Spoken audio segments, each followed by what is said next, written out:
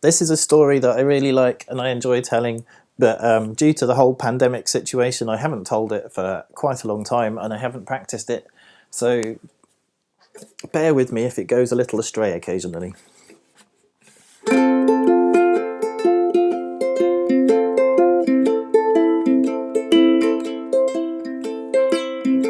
It was down by the river where the light shines through the leaves.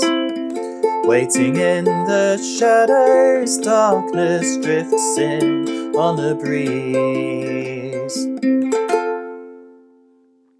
And the river was the River Test in the village of Warewell. Where? Well, it's where the River Test wells up out of the ground and babbles along and soon widens out into a more leisurely, languorous river, where trees hang their branches down low into the waters and the sunlight shimmers and sparkles on the surface. But where there is sunlight and leaves, there is shadows and darkness lurking. But for now, it is light, it is spring. I'm finding that hard to imagine because here we have much ice on the ground and it's very cold, but it's a story, and in the story it's spring. Things were bursting into the life, like they will eventually here. Spring was springing, and in the farmyard, a hen was laying her very first egg. She was so proud of that egg that she began to strut around the farmyard, clucking proudly, something I am not going to try and do, but you must take my word for it that she did.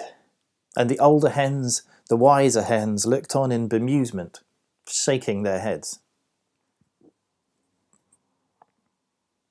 And at this moment the bell of the nearby abbey tolled, and the sound of nuns singing drifted in the breeze. And it is at this point that a little darkness begins to seep into our story.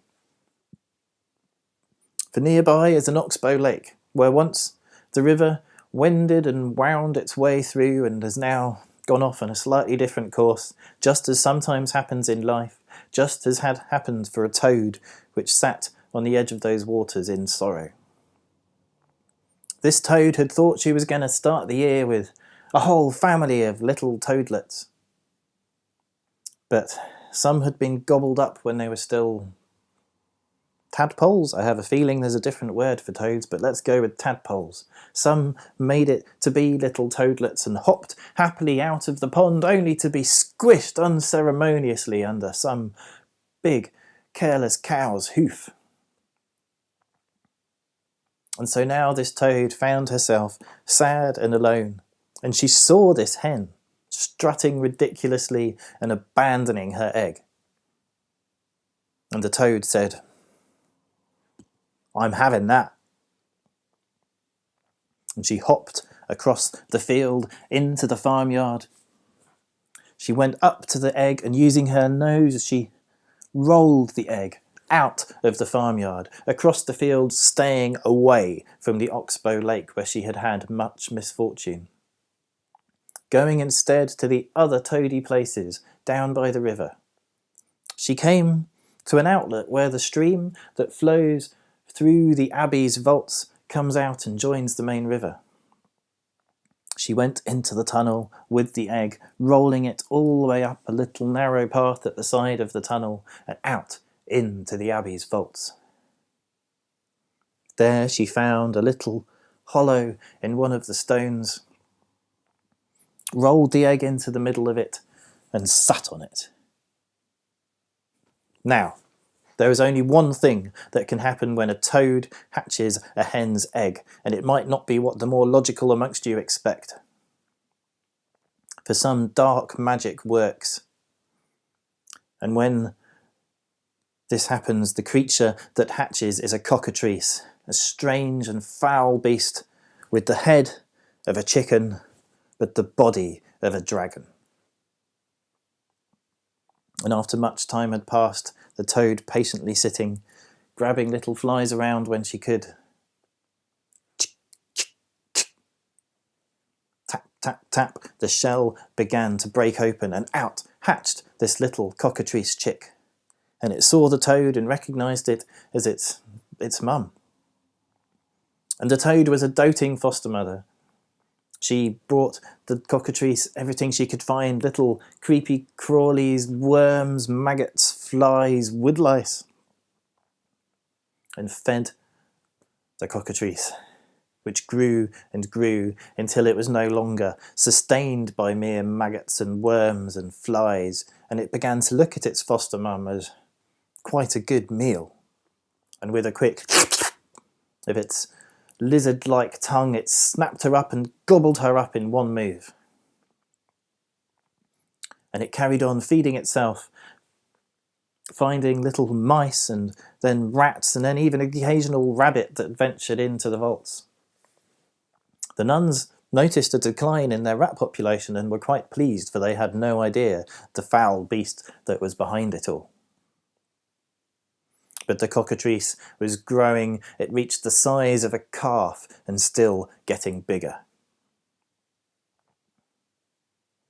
And around about this point, a nun came down the stairs into the vault to pick up more wine from the stores and take back up. And she did not know how close she came to being a meal herself, for thankfully she carried with her a bright candle, and the cockatrice, raised in darkness, had never seen such light before, and it cowered into the shadows around the corner.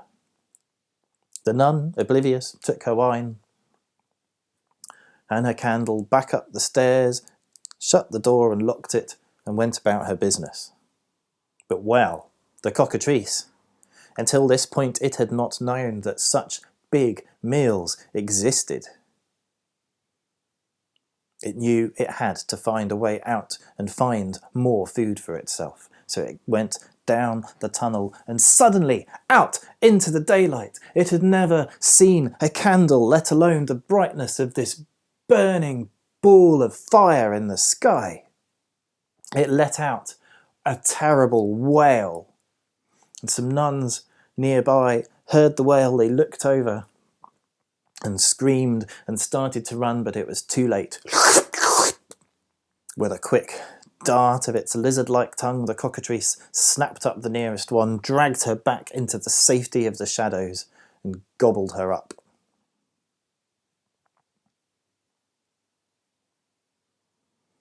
It vowed never to venture out into the terror of daylight again, but waited until darkness.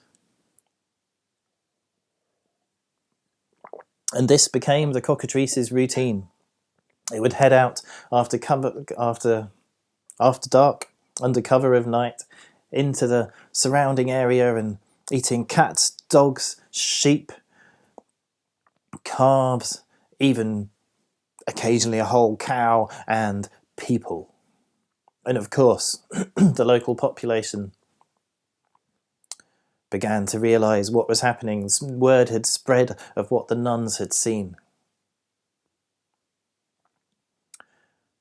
And as word spread beyond the village out into the wider country, bold, brave knights came to face the cockatrice and try and claim their reward and rid the village of this pestilence.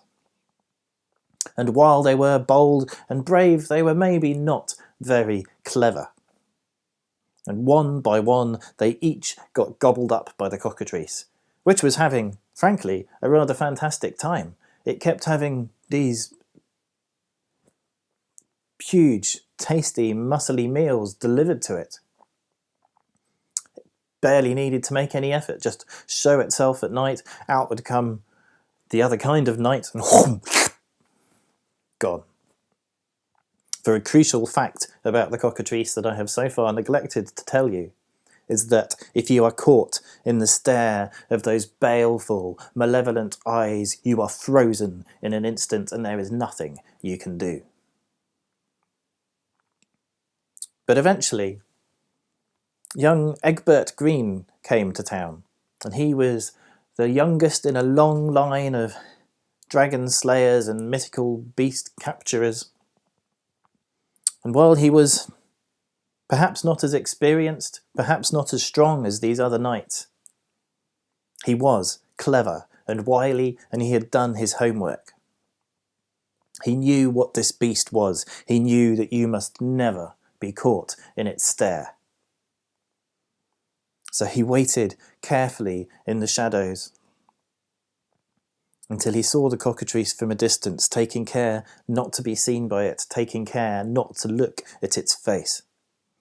And he watched it retreat, and he saw it disappear up this tunnel into the vaults of the abbey. And he waited until the sun was at its highest and he was most sure that the cockatrice would be asleep. And he took with him a mirror and he crept up the tunnel into the vaults of the abbey, slowly and stealthily. And there, after what seemed to him like an age of terrified walking, he saw the cockatrice, its belly rising and falling in its sleep. Slowly again, oh so carefully, it carefully positioned the mirror in front of the cockatrice and crept back to the shadows, his back against the wall, his hand on the hilt of his sword. And when darkness came, the cockatrice awoke and yawned a strange, chickeny, dragony yawn. It opened its eyes, and there, staring back at itself from the mirror, was its own baleful, malevolent gaze, and it didn't matter that it was its own gaze, it didn't matter that it was a mirror, the effect was the same. It froze solid in an instant, and in that instant Egbert drew his sword, he chopped the head clean off the cockatrice, and he ran his sword through the middle of it just to make sure. He took his sword, he washed it in the stream, the dark blood flowing off into the darkness. He wiped it, he sheathed it, he picked up the cockatrice's head and he carried it out into the wider world of Werewell to claim his reward. And he was well rewarded. He was given an area of woodland, a coppice which still bears his name in the nearby forest. There was much celebration, there was banqueting, there was carousing.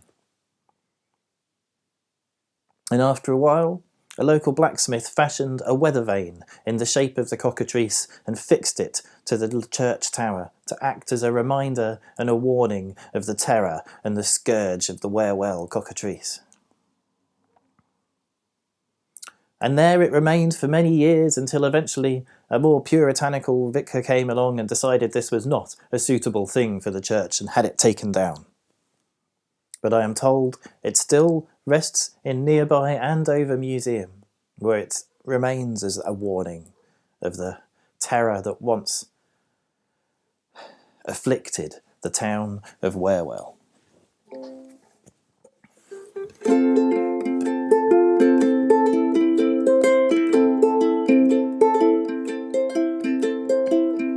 It was down by the river where the light shines through the leaves. Waiting in the shadows, darkness drifts in on the breeze. Just like the river changes its course, you can never know where life is going to go. For who would have thought that a proud hen in a toad would take the village of Werewell out on such a road, wreaking havoc on the population. Dead cows, dead goats, dead sheep, dead nuns, dead people of all situations.